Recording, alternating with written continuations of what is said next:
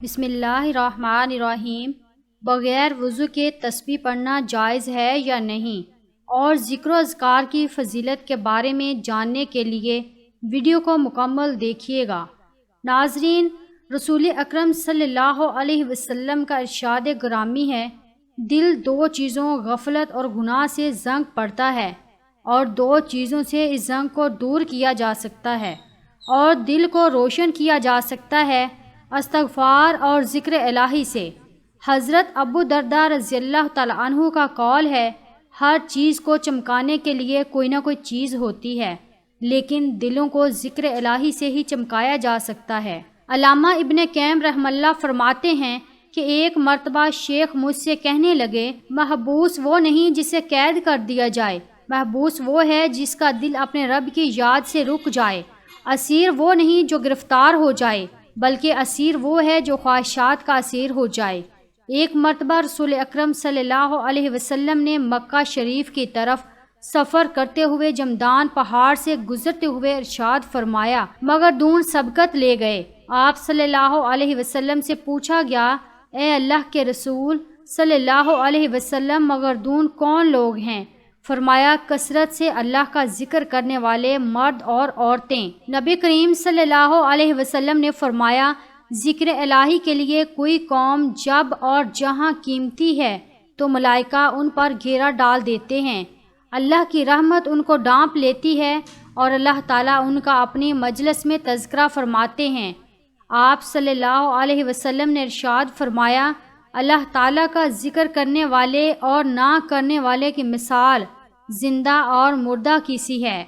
حضرت ابو ہریرہ رضی اللہ تعالیٰ عنہ نے رسول اللہ صلی اللہ علیہ وسلم سے روایت کیا ہے، آپ صلی اللہ علیہ وسلم نے فرمایا، اللہ عز و جل ارشاد فرماتے ہیں، میں اپنے بندے کے ظن کے مطابق اس سے معاملہ کرتا ہوں، جب مجھے یاد کرتا ہے میں علم کے لحاظ سے اس کے پاس ہوتا ہوں، اور اگر مجھے دل میں یاد کرے تو میں دل میں اسے یاد کرتا ہوں، مجلس میں یاد کرے تو میں اسے مجلس میں یاد کرتا ہوں، میری طرف بالشت آئے تو میں ہاتھ برابر آتا ہوں، ہاتھ بر آئے تو میں دو ہاتھ برابر قریب آتا ہوں، چل کر آئے تو میں دوڑ کر آتا ہوں۔ ترمذی شریف میں ہے، رسول اللہ صلی اللہ علیہ وسلم نے ارشاد فرمایا، جب تم جنت کے باغات سے گزرو تو وہاں سے کچھ کھایا کرو۔ صحابہ کرام رضی اللہ تعالیٰ عنہ نے عرض کیا، یا رسول اللہ صلی اللہ علیہ وسلم، جنت کے کون سے باغات ہیں؟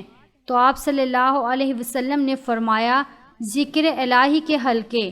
ذکر الہی سے اللہ جل شانہ ذکر کرنے والے کے لیے جنت میں درخت لگا دیتے ہیں۔ حضرت عبداللہ بن مسعود رضی اللہ تعالیٰ عنہ سے مروی ہے کہ رسول اللہ صلی اللہ علیہ وسلم نے فرمایا، معراج کی رات ابراہیم علیہ السلام سے میری ملاقات ہوئی تو فرمانے لگے، اے محمد صلی اللہ علیہ وسلم، میری طرف سے اپنی امت کو سلام دینا اور کہنا کہ جنت کی زمین بھی نہایت اعلیٰ ہے اور اس کا پانی بھی میٹھا ہے اور نمکین نہیں ہے، مگر وہ صاف چٹیل میدان ہے اور اس کے پودے ہیں۔ سبحان اللہ، الحمدللہ، لا الہ الا اللہ واللہ اکبر۔ ذکر الہی سے جو انعامات حاصل ہوتے ہیں وہ دیگر اعمال سے نہیں ہوتے۔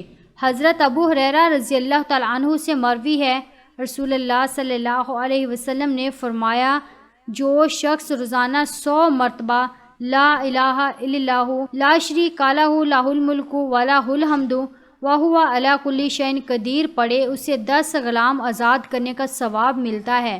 100 نیکیاں اس کے نامہ اعمال میں لکھی جاتی ہیں، اور صبح سے شام تک وہ شیطان کے شر سے محفوظ رہتا ہے، اور اس سے بڑھ کر کسی کا عمل افضل نہیں ہوتا یہ کہ کوئی اس سے بڑھ کر عمل کرے۔ اور جو شخص دن میں 100 مرتبہ سبحان اللہ و بحمدہ کہے، اس کے تمام گناہ خواہ سمندر کی جا کے برابر ہوں معاف ہو جاتے ہیں۔ حضرت ابو موسیٰ رضی اللہ تعالیٰ عنہ سے روایت ہے کہ رسول اللہ صلی اللہ علیہ وسلم نے ارشاد فرمایا، اللہ تعالیٰ کا ذکر کرنے والے اور نہ کرنے والے کی مثال زندہ اور مردہ کی سی ہے۔ عبداللہ بن بصر رضی اللہ تعالیٰ عنہ فرماتے ہیں کہ ایک شخص نے عرض کیا، اللہ کے رسول صلی اللہ علیہ وسلم، اسلام کے احکام کی مجھ پر کثرت ہو چلی ہے، کوئی اور آسان سی چیز بتا دیجئے جس پر میں عمل کرتا رہوں۔ آپ صلی اللہ علیہ وسلم نے فرمایا تمہاری زبان اللہ کے ذکر سے تر رہنی چاہیے۔ حضرت تب جابر بن رضی اللہ تعالیٰ عنہ فرماتے ہیں کہ میں نے رسول اللہ صلی اللہ علیہ وسلم سے سنا، آپ نے فرمایا افضل ذکر لا الہ الا اللہ ہے اور افضل دعا الحمدللہ ہے۔ رسول اکرم صلی اللہ علیہ وسلم نے فرمایا جو قوم اللہ کا ذکر کرتی ہے تو فرشتے انہیں گھیرے میں لے لیتے ہیں اور رحمت انہیں ڈھانپ لیتی ہے اور ان پر سکونت نازل ہوتی ہے، اور اللہ تعالیٰ بطور فخر ان کا تذکرہ اپنے فرشتوں سے کرتا ہے جو اس کے پاس ہوتے ہیں۔ آپ صلی اللہ علیہ وسلم نے ارشاد فرمایا جو لوگ اپنی مجلس میں اللہ کا ذکر نہیں کرتے اور نہ ہی اپنے نبی صلی اللہ علیہ وسلم پر درود بھیجتے ہیں تو ایسی مجلس بعد سے حسرت اور نقصان دہ ہوتی ہے۔ اللہ چاہے تو انہیں عذاب دے اور اگر چاہے تو معاف کر دے۔ ناظرین، بغیر وضو کے تسبیح پڑھ سکتے ہیں یا تسبیح پڑھنے کے لیے وضو کرنا ضروری ہے؟ اسی طرح ایک اور سوال بھی کیا جاتا ہے کہ کیا بغیر وضو تسبیح کو چھو سکتے ہیں، اسے ہاتھ میں پکڑ کر ذکر و اذکار کر سکتے ہیں، یا تسبیح ہاتھ میں پکڑنے کے لیے چھونے کے لیے وضو کا ہونا ضروری ہے؟ سبحان اللہ و بحمدہ سبحان اللہ العظیم کا ذکر کرنا، تسبیحات کرنا اور اس طرح درود پاک پڑھنا، اس کے لیے وضو کی شرط نہیں ہے۔ یعنی اللہ تعالیٰ کی یہ خاص رحمت ہے کہ ہم بغیر وضو بھی رب کا ذکر کر سکتے ہیں، تسبیحات پڑھ سکتے ہیں، حمد و ثنا کر سکتے ہیں، درود و سلام پڑھ سکتے ہیں۔ یہ بالکل جائز ہے، اس کے لیے وضو کا ہونا ضروری نہیں۔ البتہ تسبیحات، ذکر و اذکار یا پھر اسی طرح درود و سلام باوضو ہو کر پڑھنا افضل ہے، لیکن شرط نہیں ہے۔